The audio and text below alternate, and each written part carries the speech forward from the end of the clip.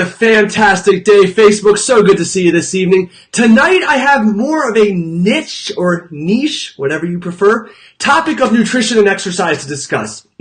Tonight we are going to dive into 3 weight loss hacks to help those with an underactive thyroid. So if anyone out there watching has an underactive thyroid, has a thyroid condition, you know firsthand just how challenging weight loss can be. It's even more challenging when you do have an underactive thyroid for reasons I'll explain in just a minute. But fortunately, I'm here to tell you that I have worked with dozens of women with an underactive thyroid who have successfully lost weight, but even further, kept it off. And you know what? It's been a breeze. Well, it's also been a combination of patience, persistence, and positivity, and a hell of a lot of hard work. But aside from that, a breeze. Now, before we get started on discussing these wonderfully and wildly effective strategies, it's important to understand what an underactive thyroid entails. So, your thyroid gland produces 2 thyroid hormones, T3 and T4. That's what we'll start with. Keep it real simple. And what these 2 hormones do is they are responsible for the metabolic activity in so many of the cells in your body. And what that means is when metabolic activity, or let's just keep it simple, activity is flourishing in your body, you're expending energy. Therefore, you're burning calories, and you are better able to create a calorie deficit when pairing the right nutrition, exercise regimen, and of course, consistency. Well, when your thyroid is underactive and not firing the way it should be, you have less thyroid hormone production. The result? A reduction in metabolic activity amongst several cells throughout your body, and therefore you burn significantly fewer calories during the day.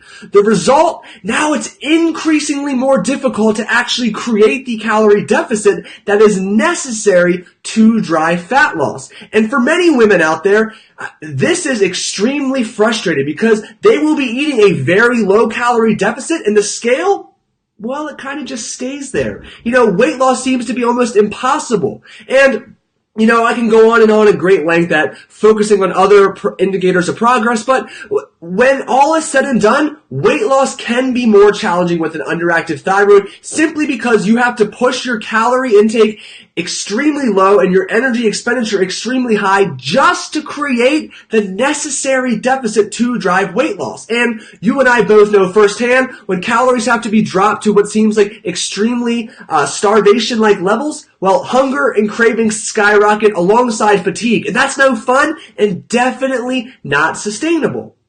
Well, with that said, I'm here to tell you again, there is a way. There are several strategies that you can implement if you are experiencing an underactive thyroid. And let me be clear, when mentioning underactive thyroid, there are a slew of different thyroid conditions out there, but I am specifically talking about those who have been clinically diagnosed by their physician and are likely receiving some form of medication, which plays an important role that I can go on and on about a different time. But today, we're going to talk about a few nutrition and training hacks that you can implement to make weight loss a little bit easier and much more sustainable in the long term. And I will preface these strategies by saying, patience, patience, patience. Everyone has to stay patient to have a successful weight loss or a successful dieting phase. But if you have an underactive thyroid gland, patience is even more important. So please do keep that in mind. Now, with that said, strategy number 1,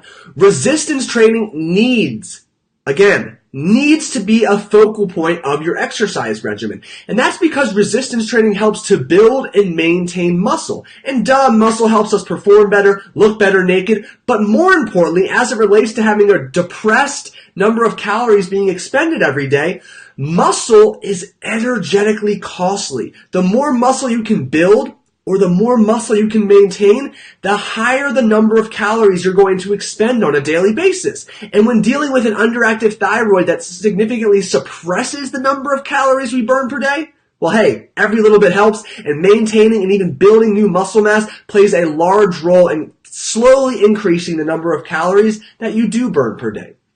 Secondly, aside from resistance training, you need to have some form of high-intensity interval training as a part of your weekly exercise regimen. Now, the frequency, the type, the duration, the number of intervals are going to be highly individualized because this is a significantly taxing form of exercise. And generally, most people are able to balance between 1 and 3 interval sessions per week, depending what the basic framework of the rest of their workout regimen looks like. However, what's unique about interval training is, like resistance training, is it has a positive impact on the number of calories you burn per day. So, bonus number 1, of course, too, is it's done in a condensed time frame. You can knock this out in 20 to 25 minutes. But what's really cool is the other 23, 24 hours a day, you have an elevation in the baseline number of calories that you're burning per day. Again, we are now able to burn more calories per day, so we have an easier time creating the necessary calorie deficit to drive fat loss. Again, to recap, resistance training and high-intensity interval training, the 2 focal points of your exercise regimen that will have a positive impact on your ability to lose weight if you are dealing with an underactive thyroid. And thirdly, you need to have a higher protein diet. And I honestly take those individuals I work with protein intake who have an underactive thyroid up to between 1 and 1.25 grams of protein per pound of body weight. And it's quite simple. Protein helps to maintain muscle mass, but protein also has the highest thermic effect of food, which is the number of calories you burn digesting, absorbing, and distributing the nutrients from the food you eat. So by eating a higher protein diet, you're again finding another strategy to further increase the number of calories you're burning per day. Now, if we take a step back and think about the synergistic effect of implementing all 3 strategies, you can see that over the long haul, this is going to have a wildly impactful result on your ability to create the necessary calorie deficit to drive weight loss. With that said, again, resistance training, high-intensity interval training, more protein, and last but not least, you need to spend even more time away from dieting. You need to give your body adequate time to bring up your baseline calorie intake to make sure that you are indeed starting from a large enough calorie baseline, if you will, so that you have plenty of calories to work with before reducing your intake to drive weight loss.